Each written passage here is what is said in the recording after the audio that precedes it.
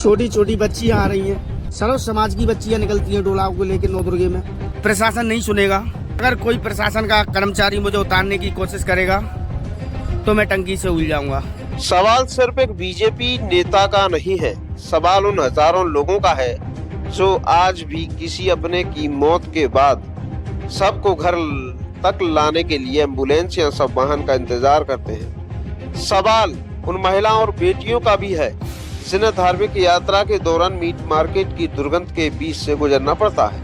इन्हीं सवालों को लेकर गुरुवार को विजयपुर बस स्टैंड स्थित पानी की ऊंची टंकी पर चढ़ गए भाजपा के सोशल मीडिया प्रभारी सौरभ सिंह जादौन। उन्होंने प्रशासन को साफ चेतावनी दी है कि यदि उनकी दो मांगे विजयपुर में सब वाहन उपलब्ध कराने और बस स्टैंड से मीट मार्केट हटाने पर कार्रवाई नहीं हुई तो वो टंकी से कूदकर आत्महत्या कर लेंगे।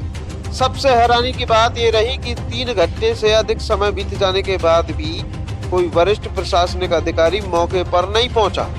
नीचे लोगों की भीड़ जमा होती रही, समर्थन के नारे लगते रहे और टंकी पर बैठा एक युवा अपनी मांगों के साथ प्रशासन का इंतजार करता है। सौरभ जादौन का कहना है कि विजयपुर, वीरपुर, रघुनाथपुर, सहस्त्रम और आसपास के क्षेत्रों की लगभग 1.5 से 2 लाख आबादी के लिए आज तक एक भी सब वाहन उपलब्ध नहीं कराया गया। जब किसी परिवार में मौत होती है तो परिजन मजबूरी में ट्रैक्टर, ट्रॉली, ठेले या निजी साधनों से सबको ले जाने को विवश हो जाते हैं। उनका आरोप है कि मुख्यमंत्री द्वारा सब वाहन उपलब्ध कराए जाने के बावजूद विजयपुर को आज तक उसका लाभ नहीं मिला।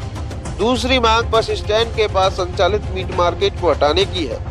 सौरभ का आरोप है कि बुधवार को निकली भगवान जगन्नाथ की यात्रा के दौरान मीट मार्केट के सभी दरवाजे खोले थे, जिससे तेज दुर्गंध फैली। उनका दावा है कि यात्रा में शामिल कई महिलाएं और युवतियों को उल्टियां हुई और 2 महिलाएं बेहोश हो गई। कई बार शिकायतों के बावजूद प्रशासन ने कोई कार्रवाई नहीं की। समाज सेवी अतुल मेवरा ने भी इस आंदोलन का समर्थन करते हुए कहा कि यह किसी राजनीतिक दल का नहीं, पूरे विजयपुर की जनता का मुद्दा है। उन्होंने कहा कि जब किसी गरीब के घर मौत होती है तो सब वाहन न मिलने की पीड़ा वही परिवार समझ सकता है।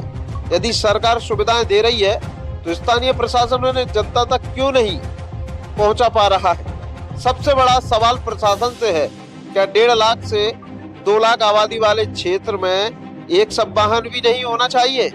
क्या धार्मिक यात्राओं और सार्वजनिक स्थानों से मीट मार्केट को दूर नहीं होना चाहिए? क्या जनता की आवाज सुनने के लिए किसी जनप्रतिनिधि या कार्यकर्ता को पानी की टंकी पर चढ़कर जान देने की चेतावनी देनी पड़ेगी? और अगर मांगे जनता से जुड़ी हैं तो उनकी सुनवाई आखिर क्यों नहीं हो रही है? विजयपुर की पानी की टंकी पर बैठा एक युवा सिर्फ विरोध नहीं कर रहा है, बल्कि उन अनसुनी आवाजों को बुलंद कर रहा है जिन्हें शायद वर्षों से प्रशासन ने नहीं सुना। अब देखना होगा कि प्रशासन इन मांगों का समाधान करता है या फिर किसी बड़े हादसे का इंतजार। हमने विजयपुर प्रशासन को अलग अलग भाइयों ने कई बार ज्ञापन दे दिए हैं, मगर प्रशासन की कोई समझ में ना आई। कल हमारी जगन्नाथ यात्रा निकल रही थी, मीट मार्केट के दरवाजे पूरे खुले हुए थे। हमारी बहन बेटियों को उल्टी हो गई, 1 बहन बेटी बेहोश हो गई। मुझे बहुत बेकार लगा कि इस स्थिति में प्रशासन ने कोई एक्शन ना लिया। मैं आज जब तक प्रशासन नहीं सुनेगा टंकी पर ही बैठा रहूँगा, और अगर कोई प्रशासन का कर्मचारी मुझे उतारने की कोशिश करेगा तो मैं टंकी से उड़ जाऊंगा। और दूसरी मांग ये है कि विजयपुर में, श्योपुर ज़िले में 2 सब वाहन रखे हैं, उनमें से एक सब वाहन, क्योंकि माननीय मुख्यमंत्री द्वारा आए हैं, मैं कलेक्टर महोदय ने एक भी सब वाहन विजयपुर भेजना उचित नहीं समझा, क्योंकि प्रेजेंट टाइम पर श्योपुर में सब वाहन 3 है और विजयपुर में वीरपुर तहसील है, रघुनाथपुर है, सहस्त्रम है,